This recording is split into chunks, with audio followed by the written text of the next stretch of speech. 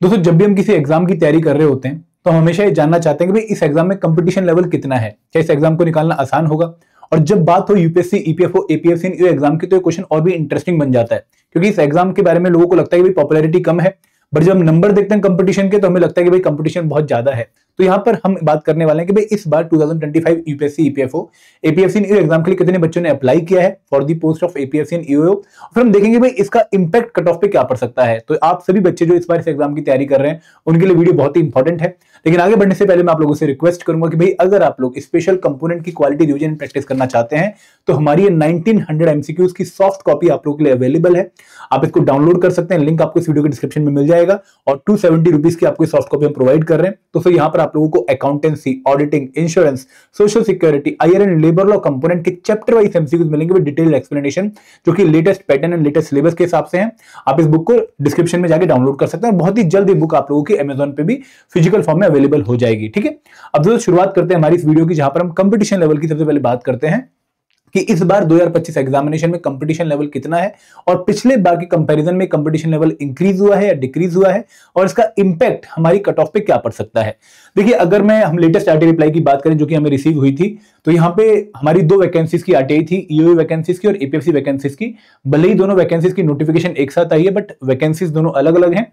तो यहाँ पर आरटीआई रिप्लाई क्या था यूपीएससी का कि भाई category wise number for the post of APFC are, general category में 1,99,572 लोगों ने अप्लाई किया है। ओबीसी कैटेगरी में 1,66,407 लोगों ने अप्लाई किया है। शेड्यूल कास्ट कैटेगरी में 81,250 लोगों ने अप्लाई किया है।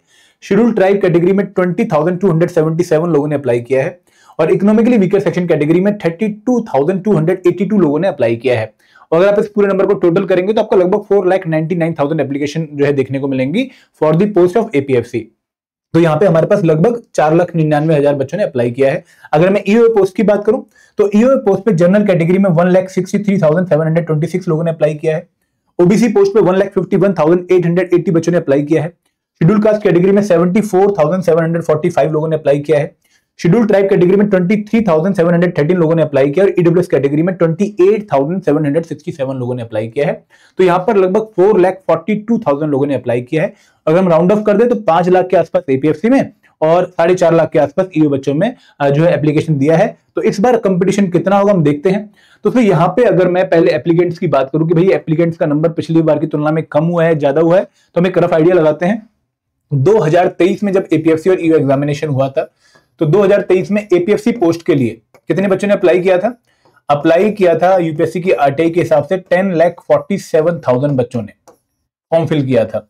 और अगर मैं ईओ की बात करूं तो ईओ पोस्ट के लिए जो यूपीएससी का आरटीआई रिप्लाई था लगभग 9.5 लाख लोगों ने वहां पर अप्लाई किया था। तो इस बार जो नंबर ऑफ एप्लीकेंट हमें आरटीआई में मिले हैं वो काफी कम है कंपेयर टू लास्ट टाइम। काफी कम मतलब लगभग 50% है फॉर एपीएफसी एग्जामिनेशन और लगभग जो है आपके लेस देन 50% है फॉर ईओ एग्जामिनेशन। तो इस बार एप्लीकेंट कम है। अब दोस्तों होता है कि जो नंबर ऑफ एप्लीकेंट होते हैं वो सारे के सारे बच्चे पेपर देने नहीं जाते हैं। जितने भी बच्चे आप में से फॉर्म फिल कर रहे हैं वो सभी बच्चे पेपर देने नहीं जाते, किसी ना किसी कारणवश बहुत सारे बच्चे पेपर को स्किप करते हैं। और लास्ट ईयर में नंबर बहुत हाई था, लगभग 35% बच्चा ही out of total applicant paper देने गया था।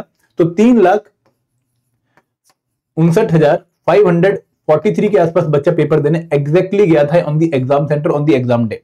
तो यहाँ पे लगभग 35% बच्चे ने ही एक्चुअल में पेपर दिया था। और इसमें भी जो नंबर था वो लगभग 3,60,000 के आसपास ही था। तो number of applicant and number of participant in the exam are very much different. यहाँ पे लगभग 30% का रेशो आपको दोनों एग्जाम्स में देखने को मिल रहा है। तो इस बार जो हमारे एप्लीकेंट हैं, अगर मैं इस बार की बात करूं एपीएफसी एग्जामिनेशन की 2025 की, तो 2025 में हमें एपीएफसी के लिए लगभग जो है 4,99,000 के आसपास बच्चे दिख रहे हैं और ईओ पोस्ट के लिए लगभग 4,50,000 बच्चे देखने को मिल रहे हैं। ठीक है, अब दोस्तों यहां पे मुझे पर्सनली ऐसा लगता है और एक एक्सपीरियंस के बेसिस पे मैं कहना चाहूंगा कि पिछली बार ये रेशो काफी कम इसलिए भी था क्योंकि इस एग्जाम से जस्ट पहले यूपीएससी सिविल सर्विस एग्जाम हुआ था और उसमें मतलब काफी तो नहीं कहूंगा लेकिन बहुत सारे बच्चे मेंस में भी पार्टिसिपेट करे थे, तो उन्होंने इस एग्जाम को स्किप किया। प्लस इसके एक हफ्ते बाद ही आरबीआई ग्रेड बी एग्जाम हो रहा था।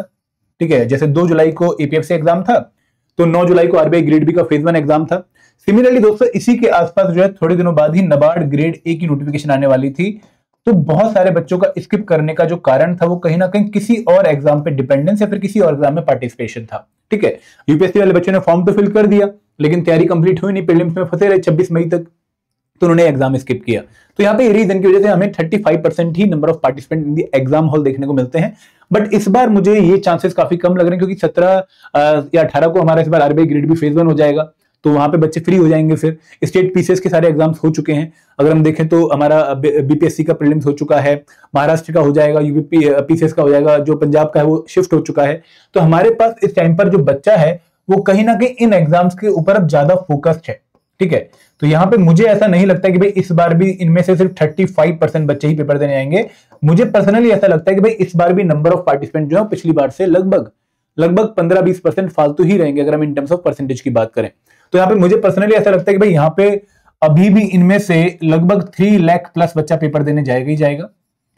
और यहां पर भी मुझे यही नंबर देखने को मिलता है कि इतना कम 35% के आसपास कम बच्चा यहां पर नहीं होगा। तो यहाँ पे नो डाउट हमें काफी राहत मिल रही है कि भाई नंबर ऑफ एप्लीकेंट जो हम सोच रहे थे कि भाई बहुत बढ़ेंगे वो नहीं बढ़े हैं। ठीक है, और नंबर ऑफ पार्टिसिपेंट भी अगर हम मैक्सिमम 60% भी पार्टिसिपेंट माने तो भी हमें पिछली बार की तुलना में थोड़े कम ही देखने को मिलेंगे। तो कहीं ना कहीं एक रिलीफ की बात है, एक जो है शिकन हमारी कम हुई है कि भाई इस एग्जाम में कंपटीशन बहुत ज्यादा रहेगा इस बार, क्योंकि काफी कोचिंग इंस्टीट्यूट ने बहुत पॉपुलर कर दिया है एग्जाम, वो वाली चीजें अब कम हो गई हैं। तो दोस्तों आई होप ये नंबर आपको काफी प्रैक्टिकल लग रहा होगा जो मैंने शेयर किया आप लोगों के साथ, और जो चीज मैं आपको बता रहा हूं वो भी अगेन आपको बहुत जो है रियलिस्टिक लग रही होंगी। ठीक है, हम वापस आते हैं, अब हम बात करते हैं कि सर कट ऑफ पे क्या इंपैक्ट पड़ेगा इस बार के नंबर ऑफ एप्लीकेंट या फिर नंबर ऑफ पार्टिसिपेंट के डाटा के हिसाब से। हम कट ऑफ की डिस्कशन कर लेते हैं। दोस्तों देखो, इस बार जो एग्जामिनेशन आप सभी जानते हैं कि भाई कंबाइंड रिक्रूटमेंट टेस्ट होने वाला है for the post of APFC and EOO. तो इस बार क्या है, कंबाइंड रिक्रूटमेंट टेस्ट, और दोस्तों लगभग 700 लोगों को ये इंटरव्यू के लिए बुलाएंगे। अब 700 लोगों को क्यों बुलाएंगे लगभग, ये मैंने क्यों बोला, क्योंकि जो आपकी नंबर ऑफ वैकेंसीज है वो है 74 plus 156, 74 for APFC and 156 for EOO. ठीक है, और यहां पे नंबर ऑफ पोस्ट हो गई 230, तो लगभग 3 टाइम्स ऑफ स्टूडेंट्स को ये इंटरव्यू के लिए कॉल करते हैं। ठीक है, जैसे पिछली बार लगभग 1400 बच्चों को इन्होंने ईओ पोस्ट के लिए कॉल किया था, और लगभग 547 बच्चों को इन्होंने एपीएफसी पोस्ट के लिए कॉल किया था। तो 700, 750, 800 के आसपास बच्चों को इंटरव्यू के लिए कॉल करेंगे। अब दोस्तों यहाँ पे कंबाइंड रिक्रूटमेंट टेस्ट में 700 बच्चों को सिलेक्ट किया जाना है। ठीक है, पिछली बार इंडिविजुअल एग्जाम थे, तो एपीएफसी में जो है इन्होंने सेलेक्ट किए 547 और ईओ में इन्होंने सेलेक्ट किए जो है 1440 बच्चे, लेकिन यहाँ पर इस बार इन्होंने 700 बच्चों को सिलेक्ट करना है। अब जब भी हम कट ऑफ की बात करते हैं तो कट ऑफ 3 फैक्टर पे डिपेंडेंट है, ना सिर्फ एक फैक्टर पे।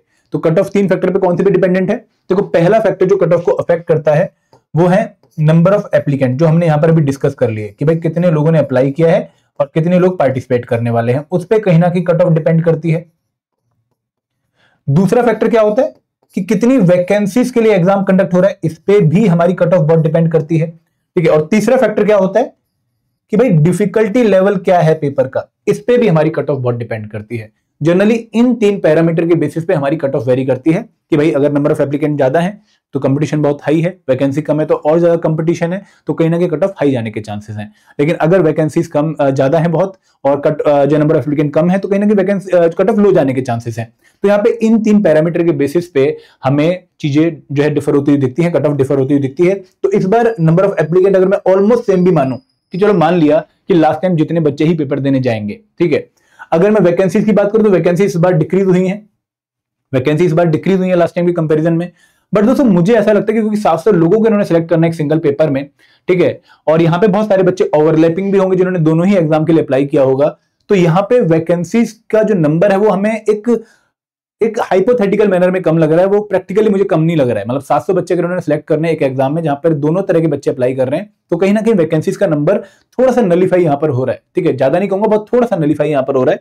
और अगर मैं डिफिकल्टी लेवल की बात करूं तो दोस्तों डिफिकल्टी लेवल अगर मैं लास्ट टाइम की तुलना में थोड़ा सा इंक्रीज भी मान लूं कि हाँ यार पेपर थोड़ा सा और टफ होगा क्योंकि इन्होंने सिलेबस एपीएफसी वाला कर दिया है, तो उस केस में मुझे जो कट ऑफ है वो लास्ट टाइम से बहुत ज्यादा इंक्रीज होती हुई नहीं दिखेगी। ये मेरा पर्सनल ओपिनियन है, ये वेरी भी कर सकता है। लास्ट टाइम जो कट ऑफ गई थी फॉर जनरल कैटेगरी वो गई थी 178.33 for APFC examination, 178.33 for the combined recruitment test. इसमें आपको 178.33 जिस बच्चे के नंबर आए थे वो पेपर क्वालिफाई कर गया था। तो अगर मैं इन सब पैरामीटर को इनकॉर्पोरेट करके देखूं कि भाई क्या कट ऑफ पे फर्क पड़ सकता है, तो मुझे ऐसा लगता है कि भाई कट ऑफ इस बार मैक्सिमम से मैक्सिमम आप लोगों की 185 के आसपास तक जा सकती है। बट यहां पर मैं बहुत सारे डिस्क्लेमर देना चाहूंगा। पहला डिस्क्लेमर ये कि भाई difficulty level is the main criteria जिसके बेसिस पे कट ऑफ ऊपर नीचे होगी। ठीक है, यहां पे वैकेंसीज का और नंबर ऑफ एप्लीकेंट का बहुत ज्यादा इंपैक्ट नहीं पड़ने वाला है। डिफिकल्टी लेवल विल डिसाइड कि भाई क्या कट ऑफ पे फर्क पड़ेगा। दोस्तों मैं इसका एग्जांपल देना चाहूंगा कि मैंने ऐसा क्यों बोला। आप में से काफी लोगों को लग रहा होगा कि ये तो बहुत ही वेग स्टेटमेंट है। देखो, आप लोगों ने जब 2021 का और 2023 का ईयू एग्जाम कवर किया होगा तो आप लोगों को कुछ ड्रास्टिक चीजें देखने को मिली होंगी। जैसे 2021 के ईयू एग्जामिनेशन में 421 वैकेंसीज के लिए एग्जाम कंडक्ट हुआ था और 2023 के एग्जामिनेशन में 418 वैकेंसीज के लिए एग्जाम कंडक्ट हुआ था।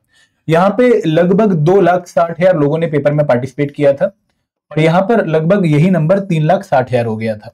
ठीक है, अब क्या हुआ दोस्तों, आपके अकॉर्डिंग या मेरे according number of vacancies are almost constant, number of applicant increase हो गए, कंपटीशन बढ़ गया, तो कट ऑफ क्या होनी चाहिए, कट ऑफ और हाई जानी चाहिए।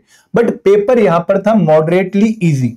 मॉडरेटली इजी का मेरा मतलब क्या है कि भाई थोड़े फैक्चुअल क्वेश्चन ज्यादा थे और टफ भी पेपर नहीं था, तो बच्चों को काफी अच्छा स्कोर यहां पर देखने को मिला। यहां पे पेपर था टफ।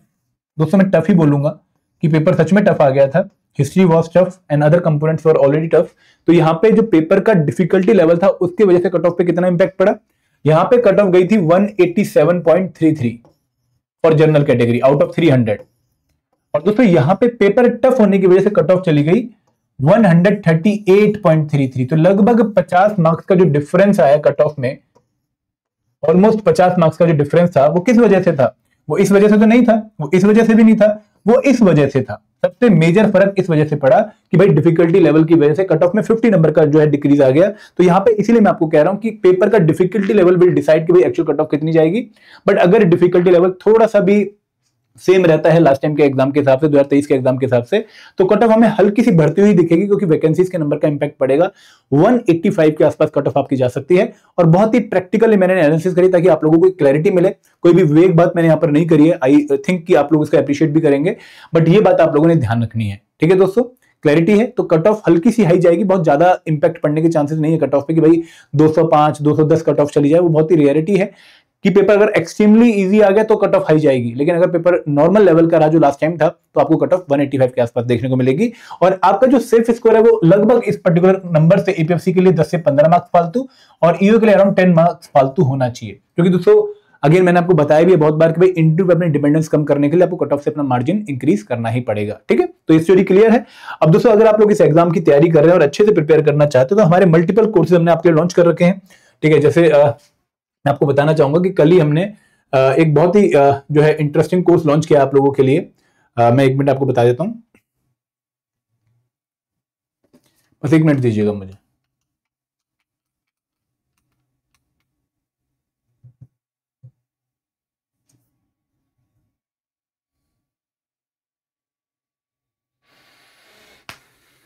तो ये जो कोर्स है मैं आपको बता देता हूं हमने कौन सा कोर्स लॉन्च किया है। मैं आपको नोट पे ही बता देता हूं। दोस्तों हमने जो कोर्स लॉन्च किया है कल, वो लॉन्च किया है एक तो accountancy and IR and labour law के इंडिविजुअल क्रैश कोर्स। तो आप अगर इन दो कंपोनेंट्स को लेकर परेशान है कि भाई इन दो कंपोनेंट्स को कैसे प्रिपेयर करें, तो हमारा इंडिविजुअल क्रैश कोर्स आप लोगों के लिए लॉन्च हो चुका है। सिर्फ 999 रुपीज में आप लोगों को इंडिविजुअल क्रैश कोर्स मिल रहा है। आप लोगों को जो है ईपीएफओ 65 कूपन कोड यूज करना है। इसके अलावा हमने रिकॉर्डेड क्रैश कोर्स लॉन्च कर दिया है, जहां पर हम आप लोगों को हर एक कंपोनेंट की रिकॉर्डेड क्लासेस, लाइव क्लास की जो रिकॉर्डिंग्स है उनको प्रोवाइड कर रहा है। बहुत कम टाइम में, लगभग 200 घंटे में आप इस कोर्स को अच्छे से कवर कर सकते हैं। वहां पे आपके नोट्स भी हैं, फुल लेंथ टेस्ट भी हैं। तो अगेन क्वालिटी कोर्स है आप लोगों के लिए जो बच्चे लेट स्टार्ट कर रहे हैं। और दोस्तों जिन बच्चों ने प्रिपरेशन ऑलमोस्ट कंप्लीट कर लिया उनके लिए हमारी टेस्ट सीरीज है, जहां पे अगेन एक बहुत अट्रैक्टिव डिस्काउंट ईपीएफओ 85 आपकी वेट कर रहा है। आपको सिर्फ 1000 रुपीज में हमारी टेस्ट सीरीज मिल रही है। तो आप उनके लिए हमारे कोर्सेज का जो पेज है वो डिस्क्रिप्शन में लिंक दिया गया है, वहां पे आकर इसको चेक कर सकते हैं। तो this is all from my side. Thank you very much. जय हिंद, जय भारत।